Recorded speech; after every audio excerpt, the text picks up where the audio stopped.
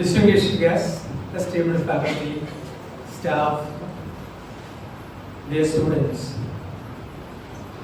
It is a profound honor to welcome you to 2024 Dr. B.R.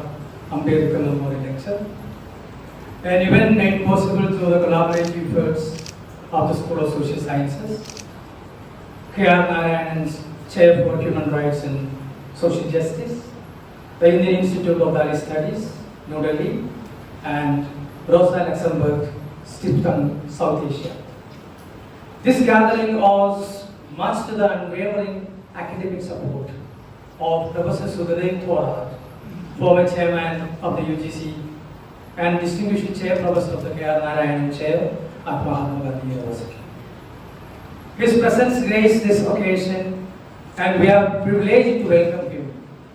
We extend our heartfelt gratitude to Dr. Vinod Mishra of the Indian Institute of Valley Studies, Center for Valley Studies, Hyderabad, and Mr. Thakir K. Sabri from Rosa Luxemburg, South Asia.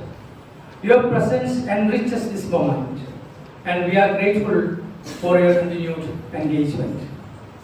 A warm welcome also goes to faculty, the director of the School of Social Sciences, staff, librarians of the School of Social Sciences, and most importantly, to our postgraduate students, PhD scholars, and fellow academics, those for whom this lecture is especially intended.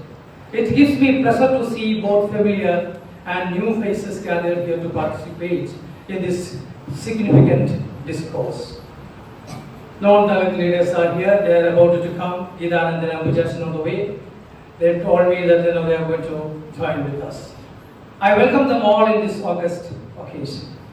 Today's lecture titled, Revisiting the Problem of Slavery, the Indian Experience, will be delivered by Professor P. Sanal Mohan, a scholar of immense repute, whose groundbreaking research has illuminated the complex histories of slavery in India with a particular focus on Kerala.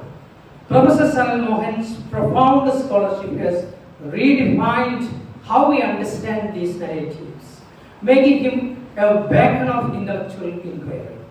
He had written altogether a new chapter in the domain of Kerala history, critiquing the hegemonic narrative of the past. It is fitting that we honor Dr. B.R. Ambedkar through this lecture, a visionary who dissected the intricacies of Indian society from the ground up, wielding a post-colonial lens to challenge dominant narratives. His intellectual legacy inspires a subaltern approach, a reclamation of history from the perspectives of the oppressed. Professor Sanal Mohan's seminal work, Modernity of Slavery, published by Oxford University Press, epitomizes this scholarly ethos.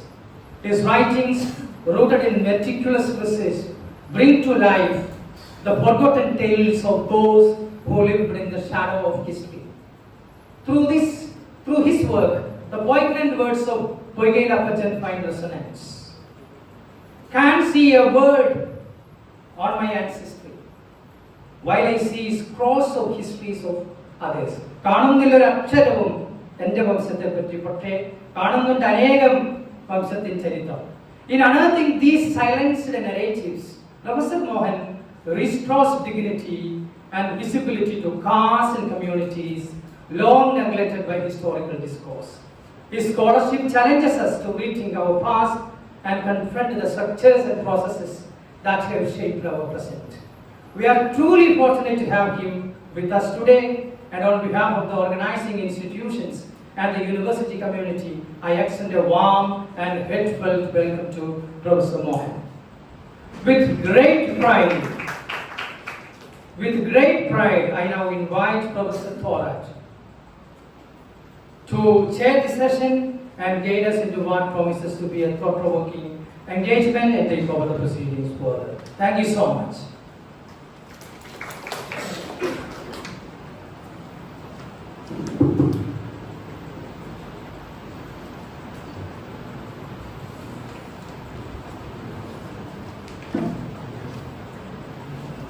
Good morning to all of you. We are extremely grateful to Professor Sanal Mohan that he is going to deliver the Ambedkar Memorial Lecture, which is sort of jointly organized by the K.R. Narayan Chair, the Roshan Ensemble Foundation South Asia. We have Toki Sabri, who is sort of representing the RLS Foundation.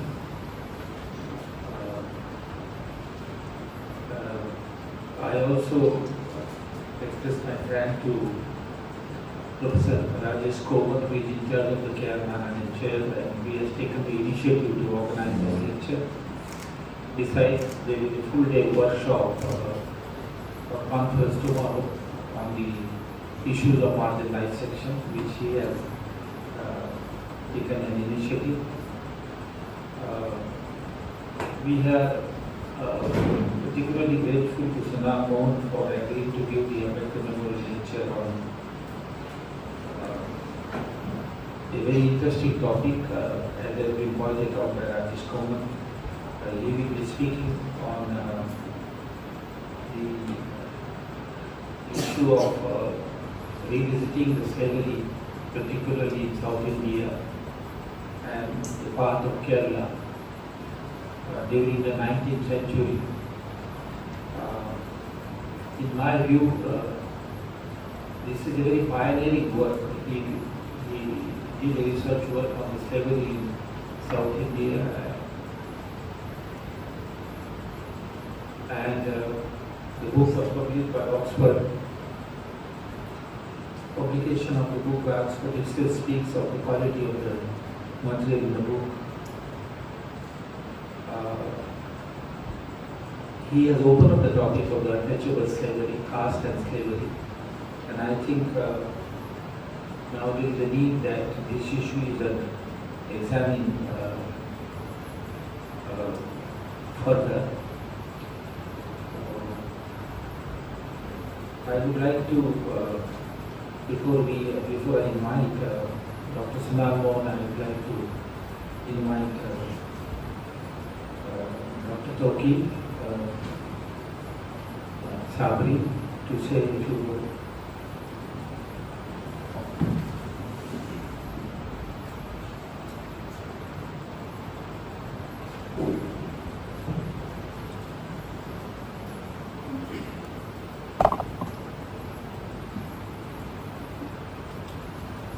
Good evening, everybody. Salam, Namaste, Johar, Welcome.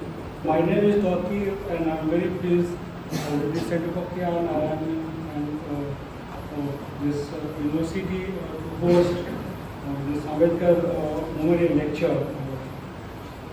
It's great pleasure to Professor Mohan to deliver. He is one of the pioneer person who work in this question of slavery in the South Indian context, particularly in the Kerala. Also, we have great privilege to have Professor Thorat to be here with us to guiding physically today, and of course Professor Kamat, Professor Vinod Mishra, and Professor Babu all has coordinated to organize this. So many thanks for this. Let me first say something about Royal Edinburgh Stiftung, Royal Edinburgh Stiftung. Most of all, you be in the social science or other arts faculty might be knowing Royal Edinburgh is a German political foundation.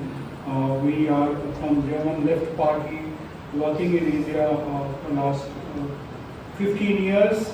We are doing a lot of work, and we also engage to the various university to do research which is left, which is not being touched by mainstream.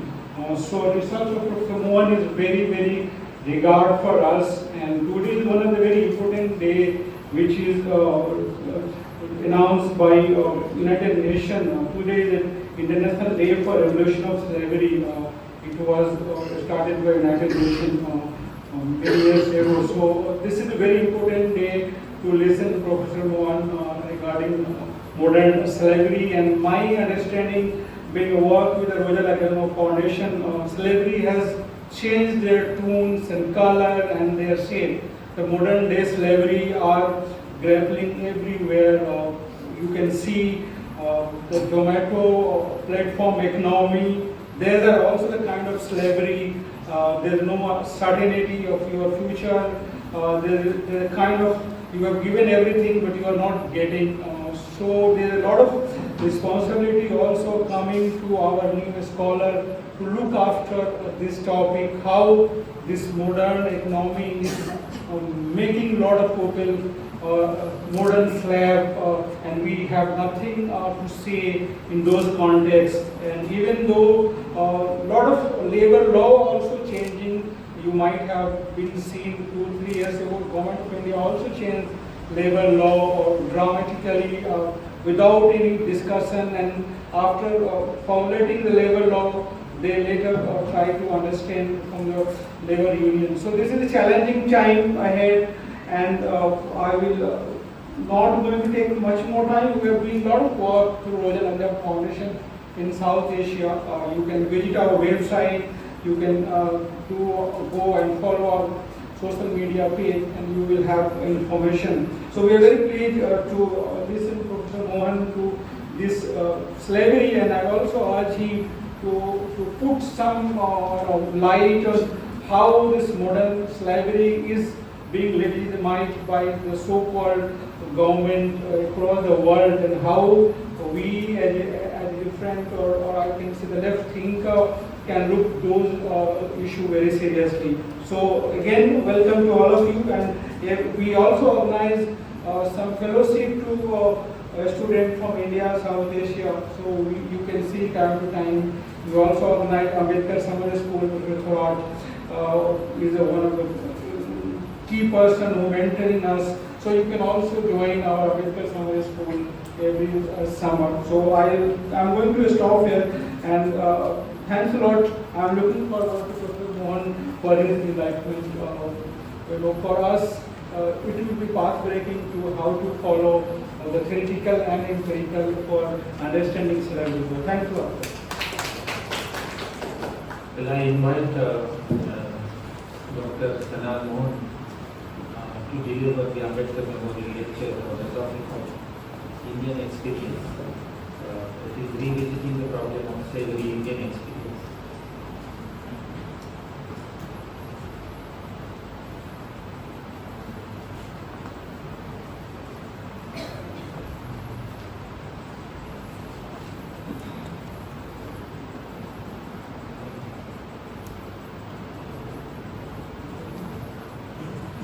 Good afternoon. I am extremely thankful to the organizers of this workshop for actually giving me this opportunity to share my thoughts on the occasion of Ambedkar Memorial Lecture at the School of Social Sciences. I am beholden to the encouragement shown to me over the years by Professor Torres, and I was really surprised when they asked me to have an occasion like this and be part of it, because I thought it would be happening somewhere else in Kochi, but not in this hall, where I spent many years engaging with students and my colleagues. So that was a great occasion. Thank you especially for that. And Professor Torres has been the leading light of critical social sciences inquiry. So therefore, my thanks goes to him, and also to Dr. Sabri for this invitational institution, and also to my dear colleague Professor Rajesh Kamath for organizing it and also giving me this opportunity. And my thanks are due to the institutions that are supporting this, Rosa Luxemburg Institute and also CDS Hyderabad, Indian Institute of Balanced Studies, Delhi, and of course School of Social Sciences. I'm thankful to the colleagues at the school and also my dear friends, Professor Sidi, Professor Madhavan, and many others who are here. So, I appreciate your presence very much, and I wish to open up this discussion, remembering Dr. Ambedkar's contributions to this particular area of knowledge. In fact, in his own writings, we get references to the question of slavery and also untouchability. So, in the book on Shudras and also on untouchables, we get references to this sort of discussions. And when in fact in the 60s, Professor R.S. Sharma was writing his book on Shudras in ancient India. If you read that book, you will soon realize that he actually makes a lot of references to Ambedkar's writing, because I think until then perhaps not many people were, until Ambedkar raised this question. Obviously people knew about this, but then it was not really carried forward by the academic historians. So I think R.S. Sharma's writing in that case is quite seminal, because he actually really takes on this particular question which Ambedkar raised in relation to the Shudras and what was happening to the Shudras as a social group and so on. So therefore what I want to suggest is that, and of course the other thing which recently people have been discussing in a great way about Ambedkar's own overtures to the civil rights movement and so on, and in some writing to the leaders of the civil rights movement, etc. So we have similar very interesting kinds of narratives about the ways in which Ambedkar himself was concerned about the question of slavery internationally. And then I think that intellectual background, in fact, takes us back to the days of Jyotirao Phule, who wrote on Gulagiri. And he was quite interested in exploring the question of slavery using Indian sources. So he actually takes, really he opens up a certain kind of detour to this through the Puranic literature and all, and he offers a critique of that in this particular work, Gulagiri. And so what I suggest is that within the Ambedkar's movement of India, so there is a tradition of problematizing slavery, a particular engagement with both slavery and untouchability. So therefore, it remains as a very potential area of research, but unfortunately we do not find this duality of this phenomenon is not being really carried forward. But I think we may want to reflect more on this particular question. So therefore, I think it's quite significant that we remember Dr. Ambedkar on this issue as well, not necessarily, not just stopping with this constitutional work and all that, but there is a tradition of historical scholarship which benefits from Dr. Ambedkar's own writings.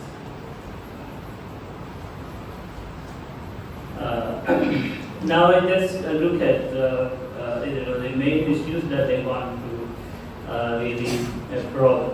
I'm not really looking at the work which I did earlier, Modernity of Slavery, because that's in the public domain.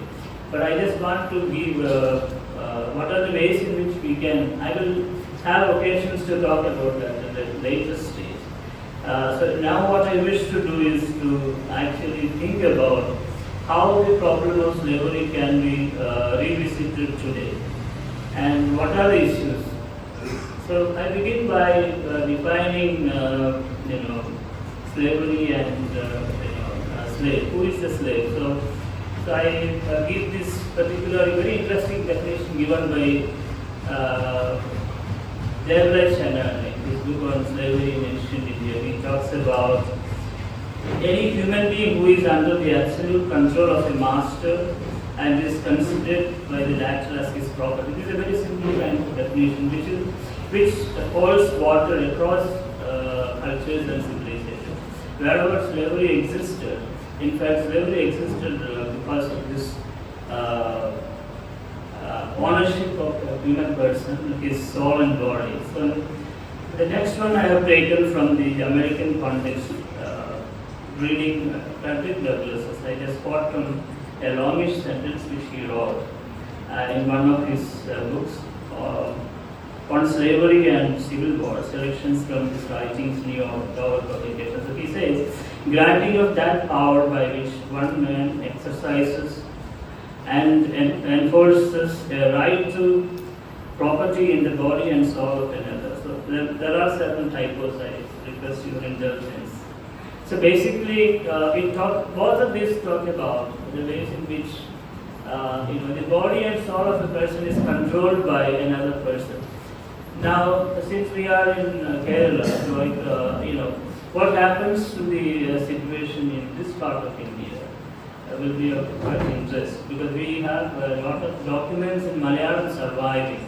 So in Malayalam, every slave transaction document will begin with a statement that in Malayalam, it is like Kollagil Kolakkimavu, Vilkugil Vilakkimavu, Kettam Kutu Madaki Vadalam, which means that if you want to kill this person who is being transacted, you can kill him, and if you want to transact him, you can transact him, and you have absolute genuine right on this. This is a kind of statement that you read as an episode to almost all slave transaction documents, and these documents are being reproduced in several books, research monographs, and also the kind of what I can say, some kind of public history. That will be the right word, I think. Public history is authored by Dalit activists. Not now. I'm talking about early 20th century when people were writing about this. Those from Dalit communities across the religious divide. People used to reproduce this document, and they also reproduced the 1855 Government of Travancore Proclamation of giving freedom to slaves, which is often referred to as abolition. That particular promulgation of the government order. So it was in 1843 that under the British domain, slavery was abolished, but in native state, it happened in 1855. So what I am suggesting is that people used to really print this particular government document and circulate it. But that happened in a big way in the 20th century when they want to reflect back on this particular history.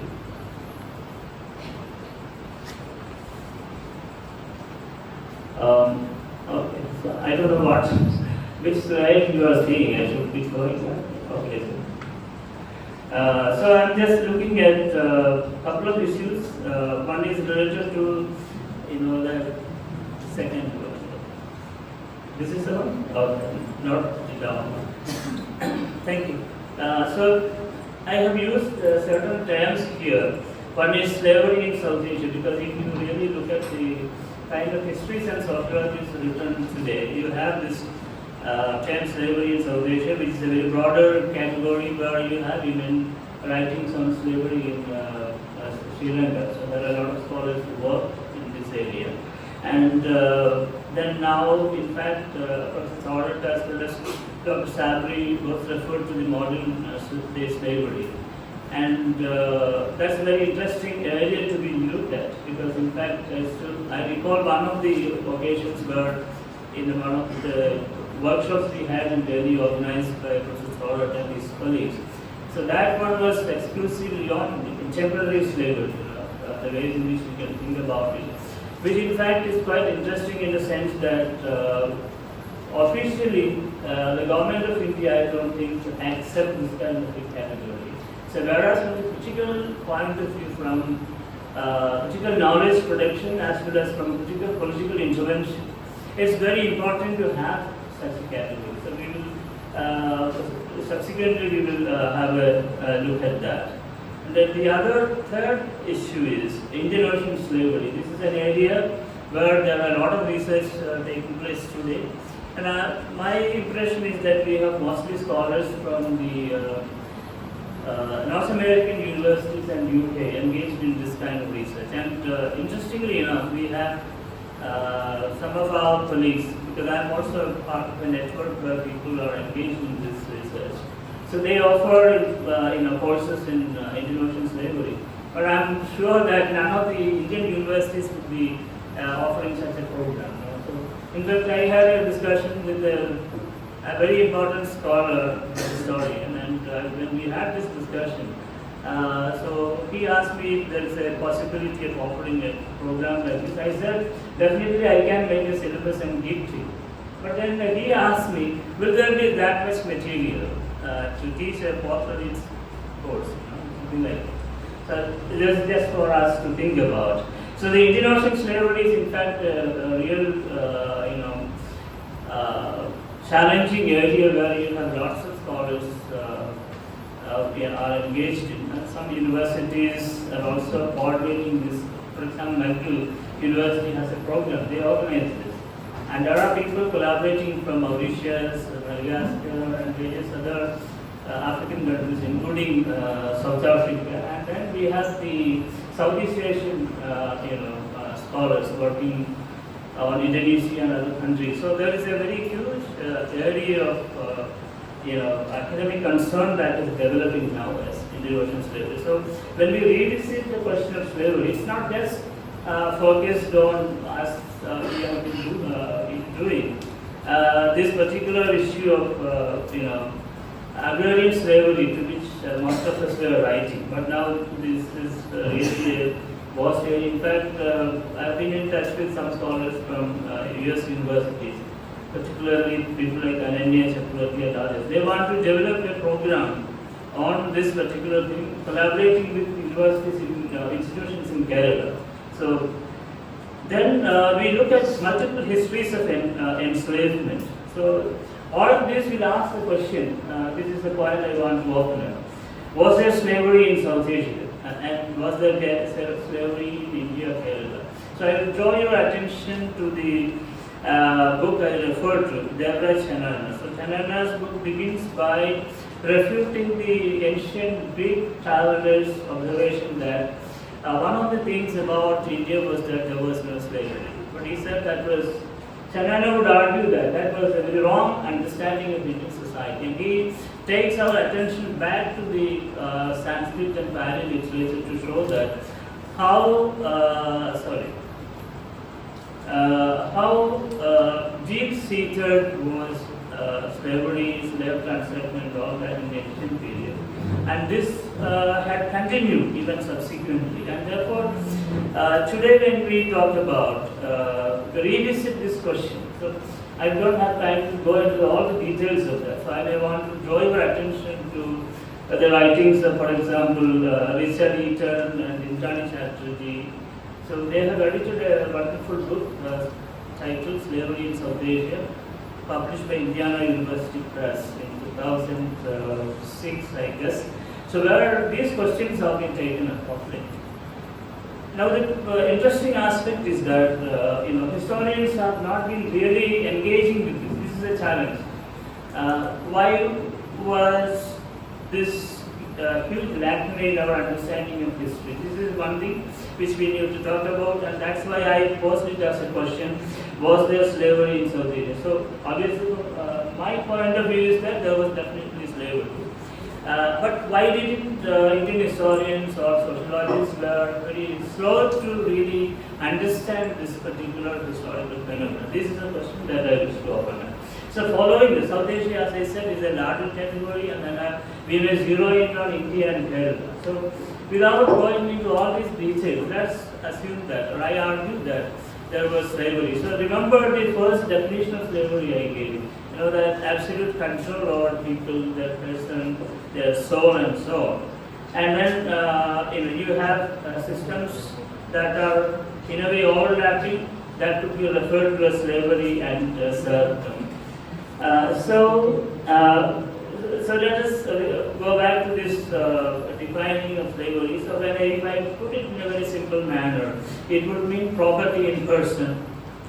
Then chattel slavery, where the slave is counted along with the other stock on the master, like his land, animal, and other things. So this is what chattel slavery is. In fact, some of the researchers who did research on Kerala, I don't think they seem to really understand this. Because if the moment when you have a system whereby people are transacted along with land, so which means the prevalence of chattel slavery, because a human being is counted along with the other property of the landlord. So that's when you have this absolute control over slave. There again, this typos, excuse me, body and mind of the people. Because this body and mind is a very significant thing. Because some of the research which I did subsequently, I tried to look at the question of emotions, mentality, and so on. So some of these are published. So I just wanted to look at what really happens when people are enslaved. What happens to their social life, what happens to the lives of the individuals, what happens to the relationship between husband and wife, what happens to children, what happens to a father, what happens to a mother. So there are quite a lot of issues that we need to really explore. But does the existing historiography in India or Kerala allow this? This is a question. So my feeling is that we are yet to have this kind of engagement. Now, if you focus your attention on research in the Atlantic world, because I used to be reading some of these comparative materials wherever slavery existed, then you find that there's a tremendous amount of writings on the emotional aspects of enslaved social groups. For instance, how can we talk about a family of enslaved people? There are a lot of questions like that. What happens to children who have been abandoned? What happens to husbands and wives who were separated? So there is a huge, emotional distort that people have been undergoing. Now, the kind of documents that we have of slave transactions that are available in Kerala, so that don't allow us to write this kind of a history. And this has to be matched with the oral tradition of the formerly enslaved caste to see. I guess. Yeah, got it.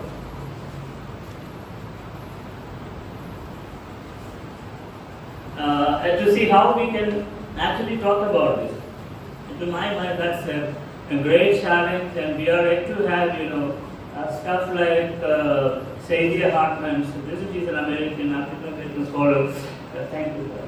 Who wrote on he wrote a very wonderful book titled "Lose Your Mother," so which is about the revisiting of the Atlantic slave route, going back to the emotional histories of that. So we don't have a similar kind of historiographies, unfortunately, in this part of the world where slavery did flourish.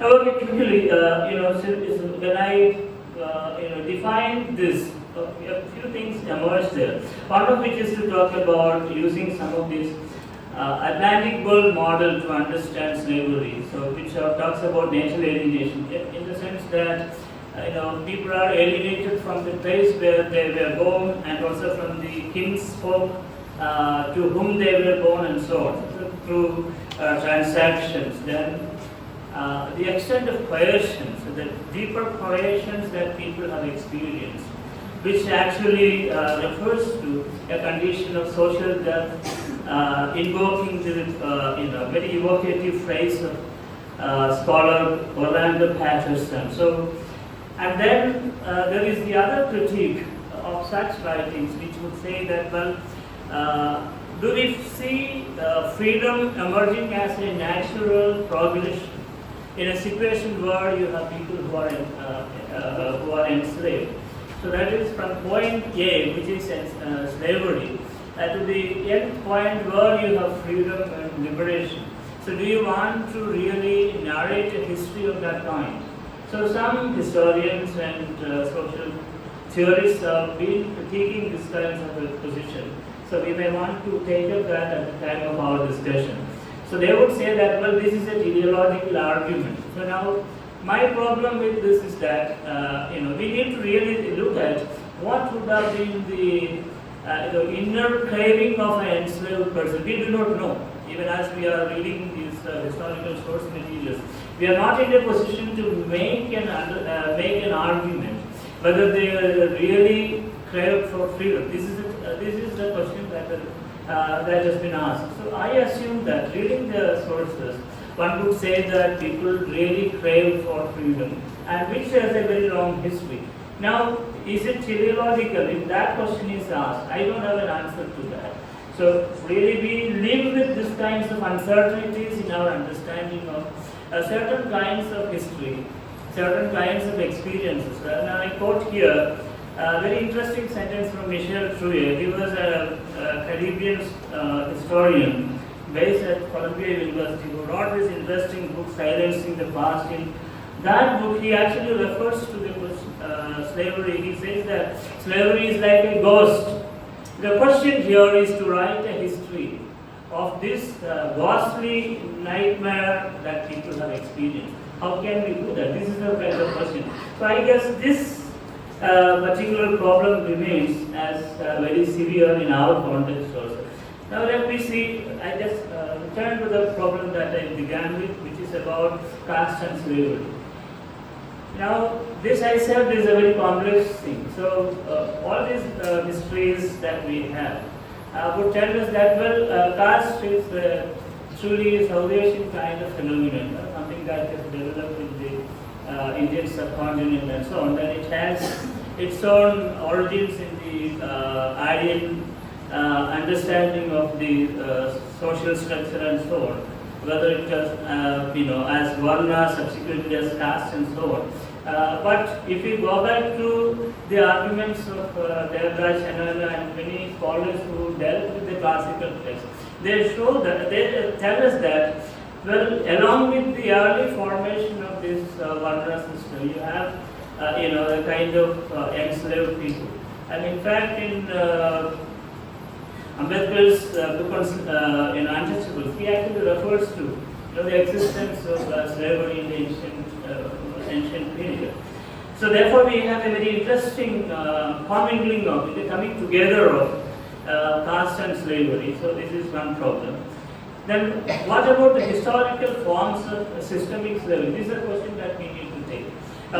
Because by the 15th century, when we have 15th century AD, when we have Portuguese, Dutch and subsequently the British coming to the Indian Ocean Sea. So we find slave raids taking place, raiding of local communities, catching people and selling them. And there you find even people not belonging to the traditional slave caste being traded. So therefore you may have a Nair or Irava or the caste names actually come in the documents, could become enslaved. But that has to be distinguished from systemic slavery which was there. And in the systemic slavery you find only specific castes. See, the other one happens because of the Indian Ocean slave trade, which really made possible this raiding of people, communities and so on. And in fact, studying the examples from the Govan region, actually Anand Chakravarti talks about the middle class and upper class people, children from such families or young males and females being taken away by Portuguese laborers and so on. So there are such instances, and I am pretty much sure that the same thing happened in Kerala, particularly when recently the Dutch scholars have published books and research articles using the Dutch archives of the 17th, 18th century. So there are a lot of information of that kind. So therefore I just want to draw your attention to the need for really demarcating the structural slavery that was very much endemic to the society here traditionally, and also the kind of transformation slavery was undergoing with the colonial powers, which was largely due to the raiding of slaves. And the dynamics of that, in fact, starts from East Africa, and I think mostly, I guess, from Western Africa, where the slave raiding was taking place during the colonial times. But the East African trade in slaves had a much longer history. So those who are studying Indian history here would know about, slaves who served as soldiers in the Daphne kingdoms and so on. There's a history of that. So I just signpost this. Now, it is significant to note that all these slaves, who are part of this caste structure, so there is a parallel history of that. In fact, even I think, scholars like Viram Mukherjee who studied slavery in Bengal, and also there are some others before her who studied this. They really talk about the existence of slavery, in agrarian communities of the Bengal. Likewise, we have in the writings of historians like Sumit Yuva, who talked about slavery in Western India, and also the great work of Dharma Kumar, the land and caste in South India, where he brought in all this information about South India. So these are historic researches. I'm just signposting some of these writings to show that economic historians and social historians have been looking at this question of slavery across India. So therefore, my argument today is that whatever kind of criteria that we use, whatever methodology that we follow in our analysis, we come across quite substantial information on the existence of slavery across India. So this is the point I wanted to say. Now, in the remaining time that I have, so I just quickly go to the question of slavery in Kerala. Which I referred to as caste slavery, but in fact, if you read Professor Shadowman's book, you see the same term being used, and many other scholars who studied this question of slavery, historians whose names would appear as very significant, like historian K.K. Kusuman or K.K. Ramendra Nair, and many others who subsequently wrote, including that of Professor Rajan Kulkar, who recently published 2 articles in Madhubhumi Weekly talking about exploring the question of slavery. So unlike many of those historians on ancient and early medieval Kerala, so we have been talking about the need to understand slavery in its historical format, the way it evolved. And all of this together in the context of Kerala will give us a great deal of information about chattel slavery, agricultural production, structural violence and oppression. So now let's have a quick look at the statistics. So I just gave it here. So if you go by 1836 census, you have 1,64,864 slaves in Travancore. Out of it, 12,18,663 people. So this is a rough estimate. So probably around close to 10% of the population, between 7 and 10. Is the same statistics for Malabar, a little less as far as question is concerned. So what would it mean? So this is one problem that I wanted to open up. The question here is, because we will see soon that much of the disagreements that the scholars in India had when they wanted to talk about slavery was that in India there never existed something called a slave model production. This was the argument. Because if you really look at the history of societies from Marxist point of view, what kind of modern production existed, I don't have time to go into details of that, what kind of modern production existed become very, very crucial. Now I just quote from Anderson's work, from antiquity to feudalism. But in fact, I think in the second chapter he actually deals with the problem of feudal model production. So in order to arrive at the explanation of feudal model production, he goes on to analyze, in fact, slave model production. So he says that feudal model production comes out of the certain kind of fusion of slave model production of the classical times, Greco-Roman period, and the primitive model production of the Germanic invasion. That's what subsequently led to the formation of the early phase of European feudalism. Now, why this is important for us here is that I just took only the central argument which Anderson had put forward. It is important for us here because the moment we talk about slavery in Indian history, there is a profound denial by historians, particularly leftists, who would argue about the absence of something like a slave model production. And I'm pretty much sure that this is the same kind of argument which liberal scholars have been showing. But we have scholars like Ulsa Patnaik and others who edited in the early 80s, like Chains of Servitude and other books, which have brought together a number of scholars who worked on different. I'm just looking at time. A number of scholars who worked across different regions of India to show that the slavery existed, forms of slavery existed. Therefore, even if we don't have a classic slave model production in existence, it appears quite clearly that in many parts of India, agricultural production was largely dependent on the labor of the enslaved. Now, for instance, just look at the interesting book which Gyan Prakash edited long ago, sometime in the late 80s, where he talks about the world of the rural labor in India. That's the title of the book. You see that a substantial amount of work across India will talk about who really did this real agricultural production.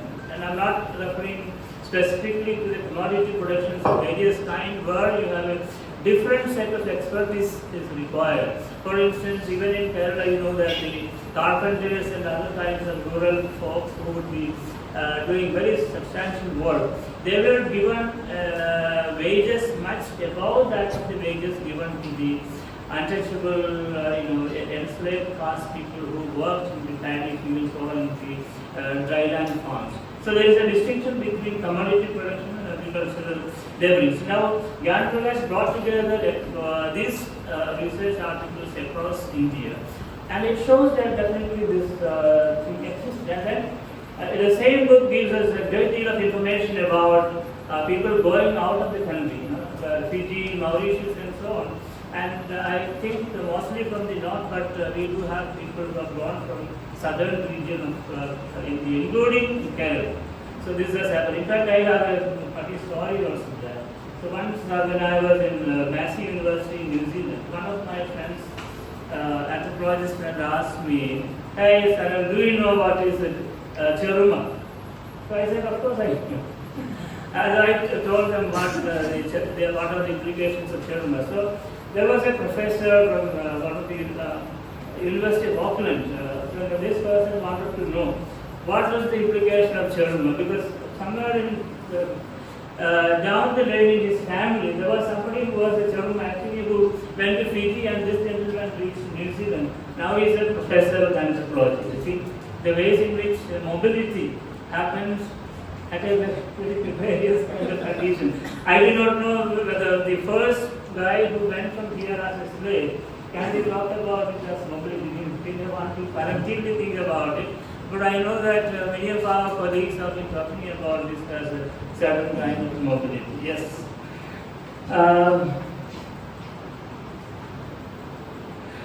So the book I was referring to was Gyan Prakash. So he has brought together a very interesting kind of a lot of narratives of this kind of people migrating to Fiji and other places. So now let us have a quick look at some of the interesting writings I have given here. Deborah Chenana's work. And then, so when I look at, for example, Romla Thapper's, some randomly selected books, I just a very popular book like Early India or Ancient Indian Social History, early works I'm talking about. In all these books, we get interesting references to enslaved people. Kosami talks about them, but what is lacking here is to build an argument about slavery in Indian context. This is what is happening. We do have a lot of information, but what about a full-scale analysis of these varying forms of slavery across India? I'm not forgetting the subsequent writings of Alora, but there are many other scholars who looked at from the classical sources down through the Middle Ages to talk about forms of enslavement and so on. I just leave it as an open question. Then of course we have scholars like Irfan Nabi, the agrarian system of India. I'm quoting these books primarily because of the fact that there are a lot of information in these writings that talk about the existence of enslaved people in the Mughal kingdom, for instance. And they were the ones who were engaged in agricultural production. And what happens to these people? These are the kind of issues that we really want to talk about. And then subsequently, in the 2000s, when there was again a kind of revival of research in this, so I just mentioned Richard Hinton's case, that particular Richard work. So when I visit these debates, so let me just, probably I have only 5 minutes left. Whatever you can ask me to stop. Whatever time is left, I just want to recapitulate my argument. So what I suggest is that there was a time when people really thought that slavery was a thing of the past. So this is what I wanted to say. To the extent that when W.H. Mohan was writing his book, on Agrarian Society and all that, surprisingly, he begins by saying that, this is in the late 19th century, he says that now we have reached a time when we really need to apprise the readers that there was a time of slavery in India. So this is after abolition, a few years after. When he writes, he said that when you talk about rural India, it becomes really unbelievable for people to say that there was slavery that existed. Then look at the conditions that we had in this part of Kerala, for example. So I think Kerala was really not part of India in that sense, because many regions until 1947 was not part of India. That's the kind of history we have.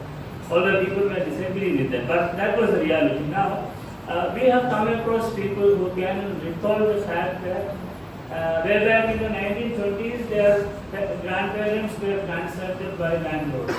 This has happened in the cotton district, not far from where we are. So I have come across innumerable cases of people recalling their family histories, tracing the history of their grandparents. That means chronologically, it will be either the end of 19th century or the early decades of 20th century. People have this real social memory of their grandparents being enslaved and being transacted as slaves.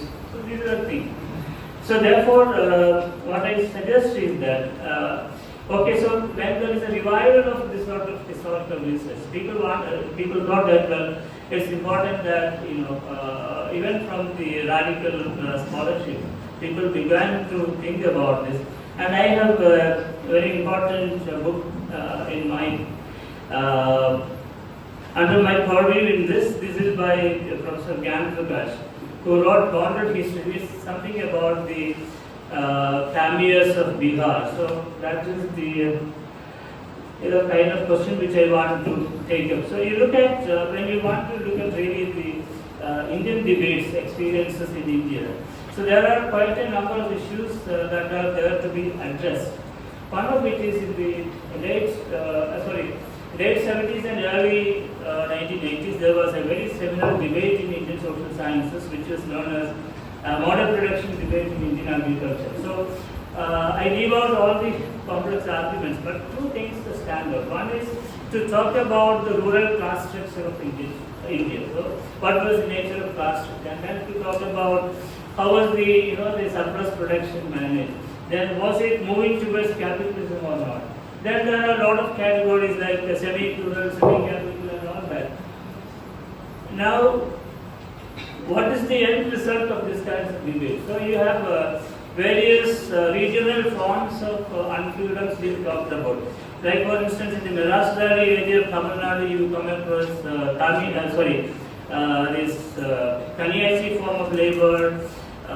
You have Harry system in Gujarat. In many parts of North India, you have the Jajmani system, or as I said, the Gulami or the Tamil in South Bihar and all. So, look at different regions of India. You see these very, very diverse kind of unfreedoms existing. Now, how do you account for this? This is the question. So, when the model production debate was taking place, the whole idea was to see how capitalism was thriving in rural India. But we know that in fact, I just read this well-known, Janardhan Patton's book on rural transformation, drawing on research in Karnataka, Raichur district. So even today, so that fieldwork data is 2012-13 that time. So it continued for a few years subsequent, and he talks about bonded labor existing in the Raichur district, in Mandya district, and so on. Different forms of unfreedom of agricultural community. How do we account for this? And I am pretty much sure that this is not different even in the mobility of rural labor to the cities and towns. People were forced to submit themselves, their freedom, all sorts of freedom. And we have seen that during the COVID times also, how people have been walking and so on. So therefore, what I am suggesting is that this is the point where we connect it with the modern forms of slavery as it exists in India. So you may not have a slave market where you put X or Y in an auction block. That is not possible. For a variety of reasons, that is not possible. Because you are bound by the international human rights conventions and so on. We cannot really do that. But you can push people into uncertainties of various kinds by controlling the labor regime. And then now some well-meaning capitalists are saying that you may want to work for 14 hours per day. So this is what is happening. So therefore, we have several regimes of unfreedom which are really connected with the ways in which you work, either in land or in factories, etc. So now we may want to really look at this idea of slave model production. Far beyond the ancient times. This is one challenge. May not be in the classic sense of the model slave model production, but looking at what must have been the kind of system of production that existed across historical times. And now we have quite a number of source materials to do this. Now, for instance, there are colonial reports on slavery. So just take a look at this. This actually, give us a great deal of information about, the existence of slavery in the early 19th century, just before the abolition was taking place. So William Adam, his letters to Thomas Howell Buxton Esquire. It's a law and custom of slavery in British India. So that book was actually something which collated all this information about the existence of slavery in various parts of India, including, I think it has a great deal of information across India. And then, something like the writings of Banerjee, DR, or, today we have this, thanks to the new technology, we have Google Books really, helping us to download all the parliamentary debates beginning from 1858 when these problems were really taken up as a big issue in the British Parliament. So what I am suggesting is that information-wise we are in a better position in terms of understanding this. And now the current debate, what is happening is in Indian historiography, probably that is happening without the intervention of historians in India. That I think is a very plus point. You know, historians in India are not really part of this debate, and I was just wondering. Of course, there are Indian origin scholars, but they are all based in Western universities who are doing wonderful job of looking at the question of slavery. And while in the case of scholarship in India, I think this has taken a beating in a way. So that is the point where I think this revival of the question of modern slavery is important, and also the question of reparations that were very central to the engagements of Professor Thorat and his colleagues. Reparations are known only in the case of the Atlantic world, but we do not know, how are we going to really encounter this sort of an argument. And therefore, what is required is we really need attendant research in the area of slavery so that we really understand what was the dynamics of that. Not just in agricultural production, but production across the realm, across different vistas of economic production, and also the drawing back of these people back into the Indian Ocean as commodities, and they have been transferred across the Indian Ocean countries. So therefore, we have a larger history of global slavery, which is very much embedded here, and not just dealing with agrarian slavery. The history of which is in a way familiar. I will not say familiar, but people have attempted that. So this is what is happening now, and thank you very much for a very patient response.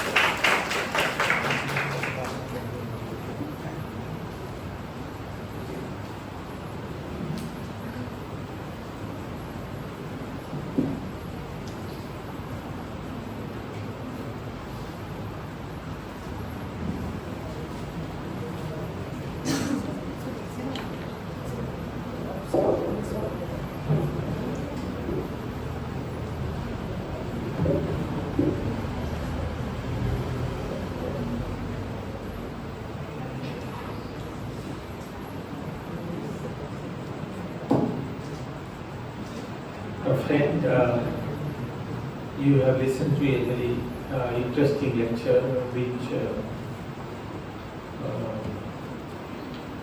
presented the issues after the banning of slavery in 1843, and he really referred to the writing on slavery and in the contemporary time, and pointed out that while the Western scholars are doing a lot of work on Indian slavery, the Indian scholars are relatively calm and quiet. Nothing much substantial is coming out. Dr. Sanal Mohan also made a mention of interlinkages between the slavery and the past. In fact, his book, Slavery, is a book on the slavery of the Bhulayas, the untouchable caste in Kerala and that part of time, a part of Tamil Nadu and part of Andhra Pradesh. And how untouchable caste was a slave caste in a way. That is the important point that he has made. It is not that there has not been studies on the slavery. Chanana's study of 1960 was the first study on the practice of slavery, and then later on there are a number of studies. But I think the most significant contribution of Sanal Mohan is that he interlinked slavery with caste, he interlinked slavery with untouchability, he interlinked that how untouchables were the slave caste. I think that is a major message which that books bring out. But I must say that, in fact, the scholars in Kerala have brought out the linkage between the slavery and the caste and untouchability. His book has come out slightly later, but earlier, Sarda Moni brought out a book, The Emergence of Slave Caste Pulayas of Kerala. This was published by the People's Publishing House in 1980. So this book plus the book by Sanal Mohan really brings out in the century the interconnection between slavery and caste and how by that definition the untouchable is a slave caste. Now what I will do within 15-20 minutes to sort of by way of comment is why is it that the untouchable as a whole was converted into a slave caste? And therefore we have to, this is a question which he has not addressed. What he has taken is, he has described the life of the untouchable slave, or he has described the slave in Kerala and discovered that all of them were the untouchable Pulayas. And their life, very pathetic story of the untouchable status and their life. He has made the definition, he has shared with us the classical definition of the slavery, that slave is the property of the owner. The property means you possess the person. And as you are right in the person, you can sell it, you can mortgage it, you can lease out, you can give as a gift, as a dowry, because you have full control. And you can kill if you like, you can attack them violently. So slave in fact lives for the master. They don't live for themselves. They don't have their own desire. They pour their desire and effort for the master. That is the definition that he has mentioned. Now the untouchables were a worse kind of slave. And he has made a reference to Ambedkar writing that Ambedkar was the first one who brought out the linkages between slavery and untouchability. There is the essay by Dr. Ambedkar, his untouchability is worse than slavery. And he said that the untouchables are worse than slave simply because there are certain things which the slave in Roman period and in USA had some right, but the untouchable did not have any right. Untouchable slave did not have any right. Now I just wanted to make a point for the student and for those who are interested in slavery, that why is it that the untouchable is turned out as a slave caste as a whole, not individual, but caste as a whole. The reason is, I think, and this will provide a lot of backup to what the research Sanal Mohan has done. That is that there is a concept of slavery in Roman, there is a concept of slavery in USA, the black slaves, and slavery elsewhere. But there is also a concept of slavery in Hindu society.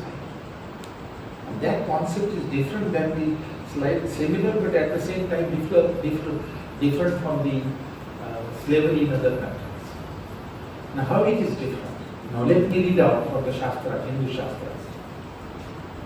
The Hindu slavery is a graded slavery, which distinguishes from elsewhere. The Hindu slavery allows slave from any caste. There are 5 castes: Brahmin, Kshatriya, Vaishya, Shudra, and untouchables. This Hindu concept of slavery allowed the slave from any caste. However, and that is the key, that is the difference between the slavery elsewhere and India. However, it also laid down a rule as to who could enslave whom between these castes. And the meaning of the Hindu slavery is, which is given in the Yajnaval Smriti, the Hindu Smriti like Manusmriti. And I again read out so that you have a clarity. Slavery is to be practiced in a descending order of varnas and not in the ascending order. It implies that in caste hierarchy, each subsequent caste must be the slave of each preceding caste. The high caste cannot be the slave of low caste. From this it followed that the untouchable, being at the bottom of the caste hierarchy, naturally became the slave of all the castes above it. In case of non-untouchable caste, only the individual could be held as a slave, while in case of untouchable, the whole community was treated as a slave. Now this point must be understood that all castes can be a slave, individual from all castes can be a slave, but the high caste cannot be the slave of the low caste. The Brahmin cannot be the slave of the Kshatriya. Kshatriya cannot be the slave of Vaishya. Vaishya cannot be the slave of Shudra. And Shudra cannot be the slave of untouchable. Untouchable can be a slave of Shudra, untouchable can be a slave of Vaishya, untouchable can be a slave of Kshatriya, untouchable can be a slave of Brahmin. So in a graded Hindu slavery, since the high caste cannot be the slave of lower caste, the untouchable would be the slave of all the caste. So the untouchable who were located at the bottom of the caste hierarchy were the slave for all caste. And if you look at the rules of untouchables, all of them were slave. Now let me read out how they were slave, and then you will get the idea, and then I will not explain more. Number one, the leading Hindu legislators say Shudra and Ati Shudra. Shudra means really he is referring to the untouchable. Shudra, whether bought or unbought, whether purchased or not purchased, should be reduced to slavery because he is created by God for the services of the Brahmana. You understand? The caste base of slavery of untouchable. Manu. When was Manusmriti written? Manusmriti was written BC 200. So you add 200 to 2024. So close to 2500, the slavery has been there. Manu further said that even if a Shudra is made free from the services of the master, one should not consider him as his absolute freedom from slavery, because servitude remains in him as an integral part of his nature. It is one of his basic tendencies to serve others, from which no one can dissociate. This is the root which is given in Hindu Shastra, which is responsible for all Mulayas in Kerala being in a slave caste. I think this theory is, so the Brahmanical religion is nothing like a Hindu religion. Brahmanical religion is responsible for the slavery of the untouchable. If you want other quotes, I would like to spend time with you, but some of the quotes will give you an idea how the untouchable turn out to be the slave. This I read to you.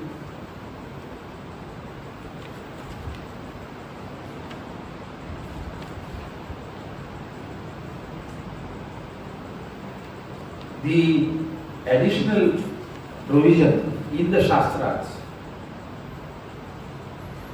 A Brahmin may take possession of the good of the Shudra with a perfect peace of mind, because Shudra being a slave doesn't have a right to property. For since nothing at all belonging to the Shudra is his own, no right to property. He is one whose property may be taken away by his master, like the slavery. A Shudra should serve Brahmin for the sake of heaven or for the sake of both. When the Shudra has the name Brahmin attached to him, he has done all there is to do. So he should serve the Brahmin. The service of the Brahmin alone is declared to be the preeminent activity of the Shudra. For whatever other he may do, bring him no reward. Only the service to the Shudra as a slave will bring him reward.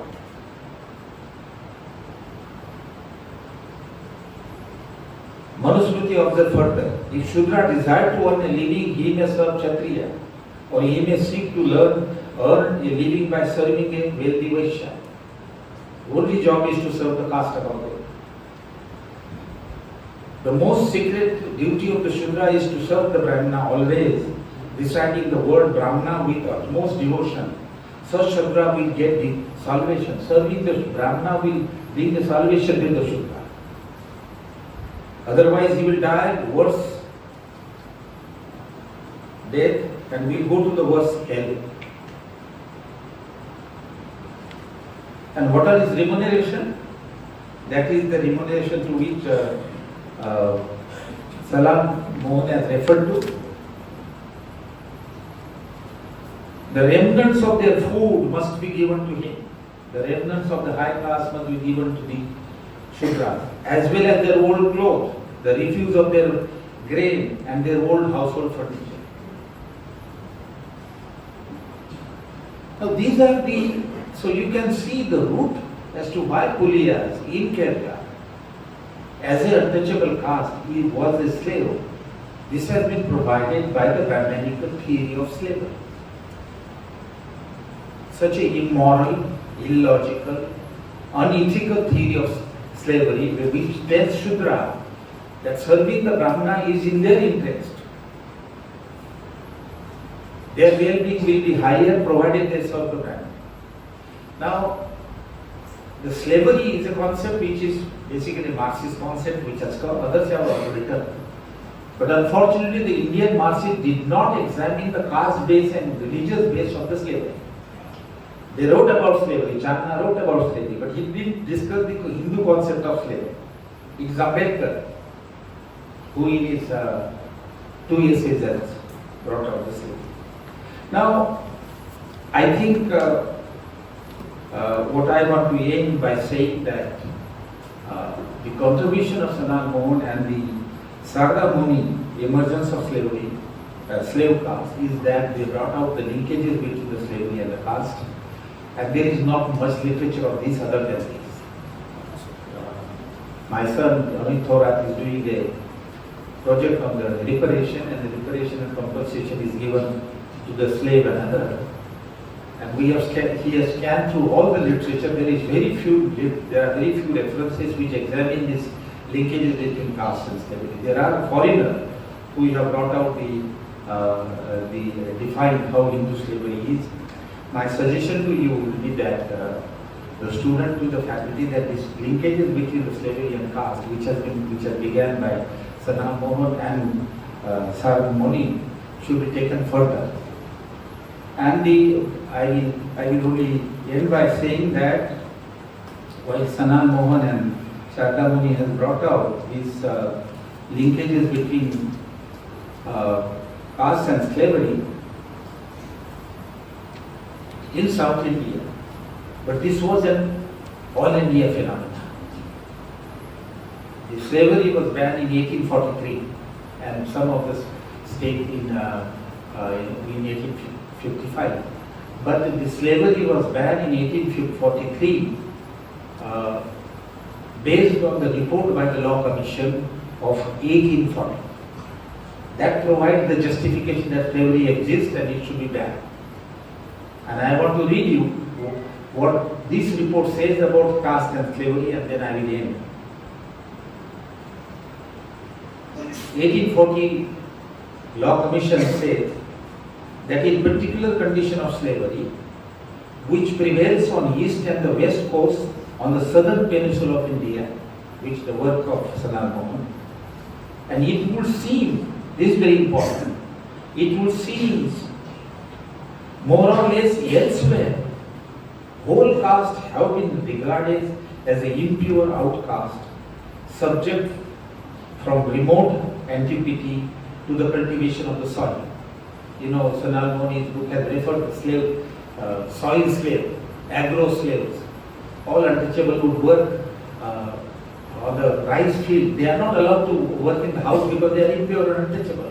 Inside the house it was Shudras.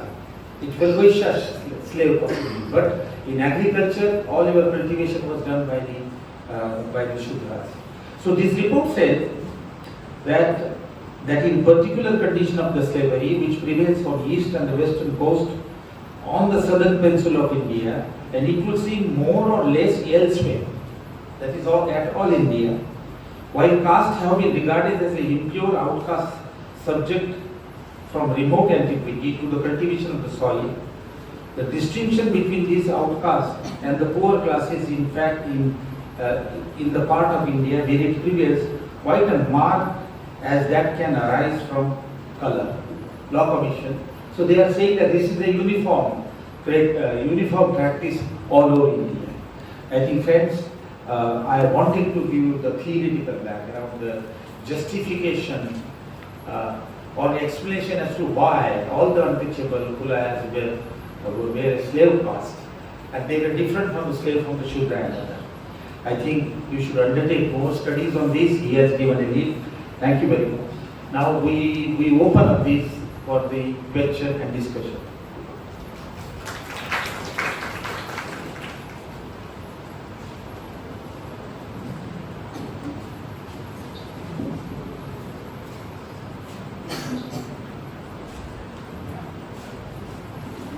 Please go ahead if you have any questions. No, generally, no memorial lecture. As we have this session like questions and answers, but we can take up some of the questions from the floor. And as we all know, that is not the answer to the question, but just a response to the questions. If there is some questions are there with the board, it is invited, and we are waiting for it. Yeah.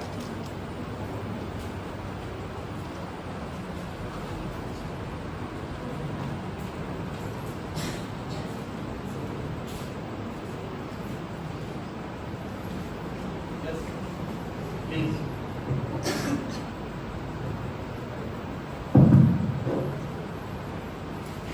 Thank you much. Delivered a thought-provoking talk. We all very thankful to you. I'm just asking one doubt. Can you come here? We are not able to listen. Come here. Or you stand and keep it at a distance. Stand up. Okay. Is it clear now? I'm very thankful to you that you have delivered a wonderful talk and thought-provoking talk. I'm just asking one doubt about that. You have mentioned that you have defined the slavery that the ownership of mind and soul, body and the soul. The body that we know, that we all know, that how it is ownership of the body, ownership of the body that we all know. That I'm just thinking about what is the narration of the soul that you mentioned here. Or if the soul, you think about the emotions or like that, or any other narrations that you have provided. Thank you.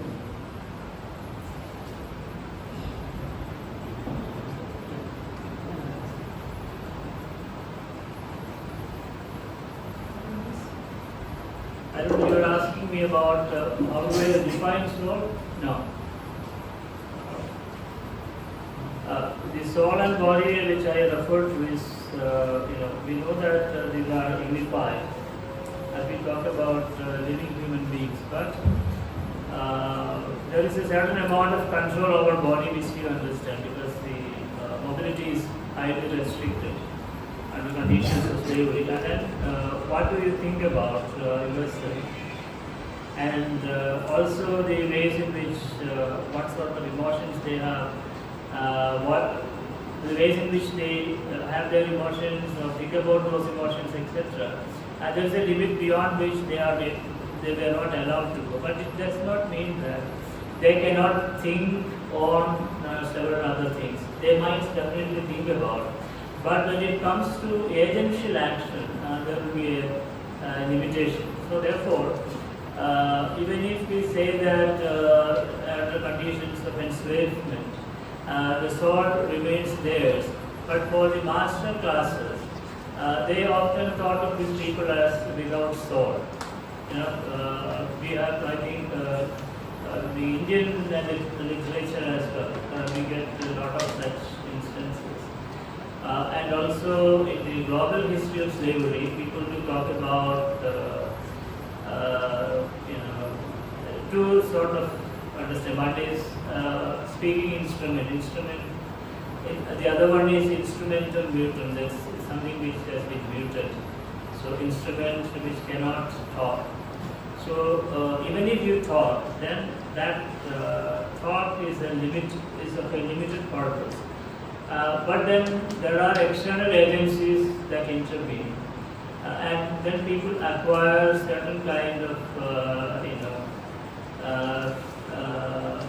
felicitous way of articulating themselves.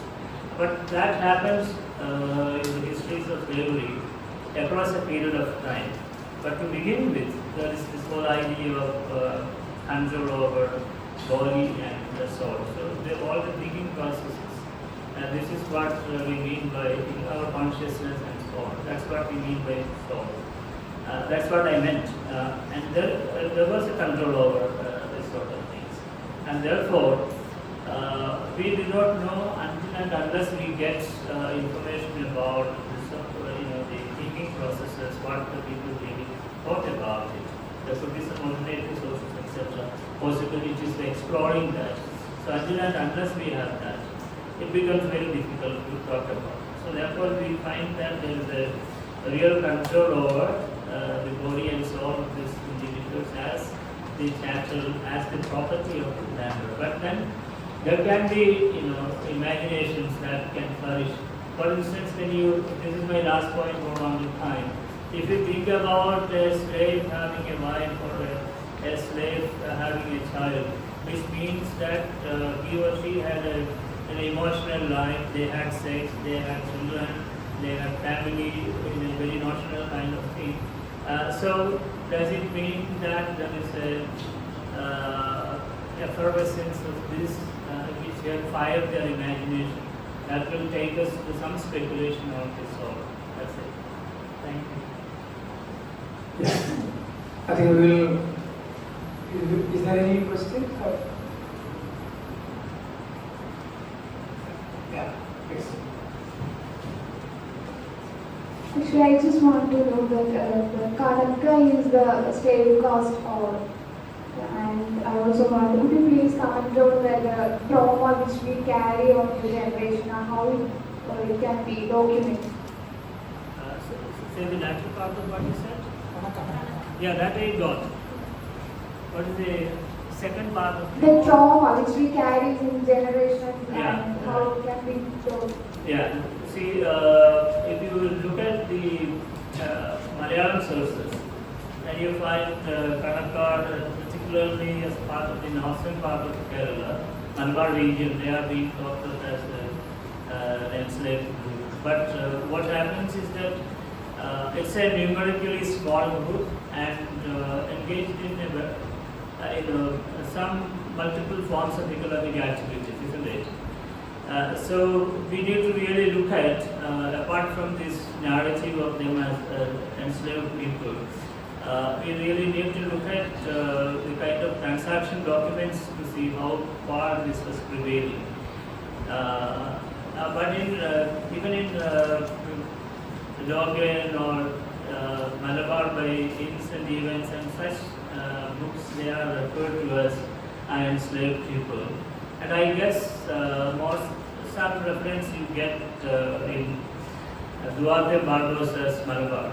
And similar, that's a 15th century book. So you get references to these castes in Malabar as broadly, people who were enslaved. Now the trauma across generations, that's something which has not been really talked about in the literature that we have, in India. So hardly people talk about. In fact, even Gyanpraka's work, which I referred to,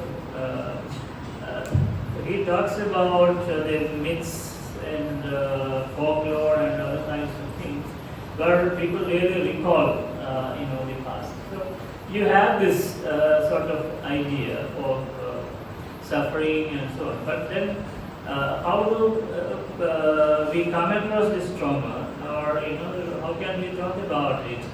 So, as a researcher in history, I think if I want to talk about trauma, there should be sources that allow me to talk about that. So you have a lot more critical evaluation of this already existing, documented histories. Documents, let me say it like that. The primary documents as such. And the primary documents on slavery do not allow us to explore this particular dimension. Largely because you see that X and Y,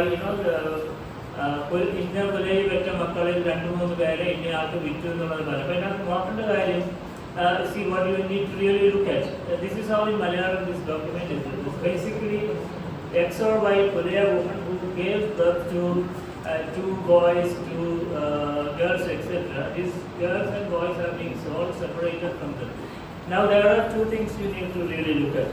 So giving birth and the emotional dimensions of that. And then you raise a child to a certain age, and then that child is separated from the mother. So then you know that it's a traumatic situation where you really see this distorted mother and children, right? So I have come across one of the documents which I read in the British Library London, where these are documents that survive from Cochin, which was sent to London, where you have this very interesting story of a woman named Kali. I don't know, I can narrate this story. So what happened, the long and short of it is that this woman, she was serving some wonderful Nair in Thrissur. He was a terrible tormentor of these people, very terrible person. And then eventually this mother escapes to British territory in Kochi. And then she files a case saying that now I am a British subject. And then therefore this is after 1843. And she is a free person when she is in the British territory. And she says that my children and grandchildren are being unlawfully separated from me and kept under custody by this Nayan landlord in Thrissur. And then the case goes to the British resident, and there is a lot of back and forth communication between the office of the British administrator in Cochin and the residents of Kochi and Travancore. Eventually, she succeeds. This great mother Kali succeeds in bringing back her daughters and granddaughters. Now here, if you want to really explore the biographies of these 4 or 5 individuals, you don't get any reference to the husband of Kali. His father figure is unfortunately absent there. But here you find the articulation of this mother, Kali, who says that now I am a British subject. So which means that there is a providential escape which the British law has provided, and that should be really implemented so that this tormentor has to be punished. What happens to the tormentor? Then he has his own kind of make-believe stuff. He says that the other woman who is with him is really satisfied with the conditions of living there, and that she doesn't want to leave. But finally, inquiries were made, and they realized that these 2 daughters and grandchildren were kept under severe conditions. And then eventually the pressure was so much that the Cochin state wanted this Nair landlord to release these people. And the Nair landlord took them to Cochin and gave them under the purview of their mother. So there are such narratives. Look at this. We don't get real full-fledged stories of this sort of experience. But then, if you really analyze this, you have this trauma coming out of this. You see the kind of suffering that the mother has had to go, and which is there. And also, if you walk across generations, if you go to communities that have experienced slavery and all that, they really recall this, and also the oral tradition. And I don't know if you have read Mariamachar with his collection of songs and all that. So you have a number of similar songs where this issue of trauma has been dealt with. But we need to really analyze this. But that's where I think the point I mentioned. Broadly in India or even in larger South Asian contexts, barring a few honorable exceptions of researchers who did this sort of research, we are yet to have this sort of things. Whereas in the book which I mentioned, Saidia Hartman's Lucy of Mother, you come across a great deal of this treatment of trauma. Or about other books, Scenes of Subjection. So there are a lot of similar writings the Atlantic world, where this trauma really comes up as a very substantial thing. Now, my last point is that because there is a huge disconnect between the business of history writing and those who have experienced slavery, or business of sociological research and those who have experienced this sort of, really deep-seated ontological wounds. You don't have critical literature emerging from here. So that's what really happened. Now I think for good or bad reason, English has allowed this for the Americans to, come out in different forms, whether in blue, in the music, or all sorts of things in popular culture and so on. And also this sort of critical literature in history, sociology, and also cultural studies. So that just enabled us. Thank you. Thank you. Yeah, thank you so much. I mean, we will stop the discussion here right now. I see familiar, as I mentioned in my welcome speech, there is Gidan, Mohan, and Ambedkar, the well-known leaders, Dalit leaders of this Kerala. We are very happy to see you.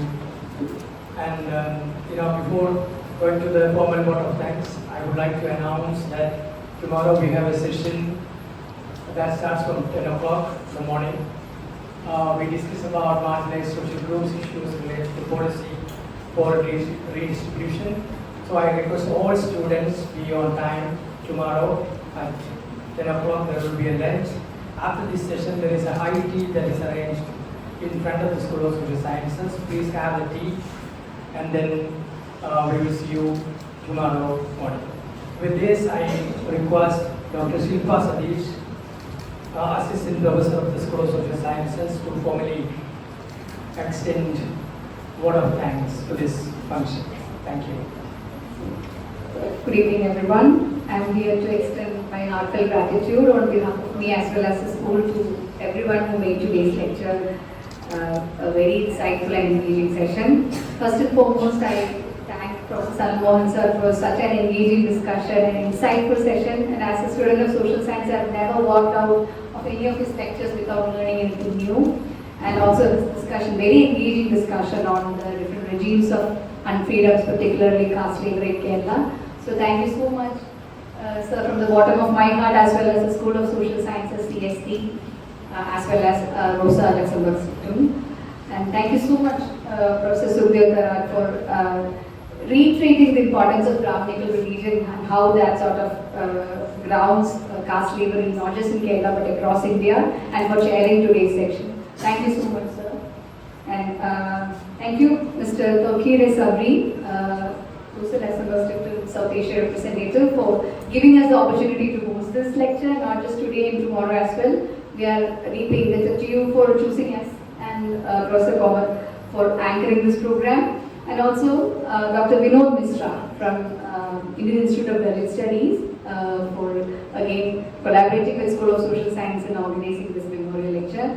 And thanks to each and every one of you who have been patiently listening to the lecture, the staff at School of Social Sciences, faculty at School of Social Sciences, and we look forward, and I do hope from the bottom of my heart that many of you would take ahead the call put forward by Professor Sanal Mohan and Professor Sukhdev and step into more areas that are still unexplored in caste slavery in Kerala. Thank you so much. Can this program by expanding this plan to Dr. Sanal Mohan as a token of our regard, and I request Thorat to hand over this plan to Sanal Mohan.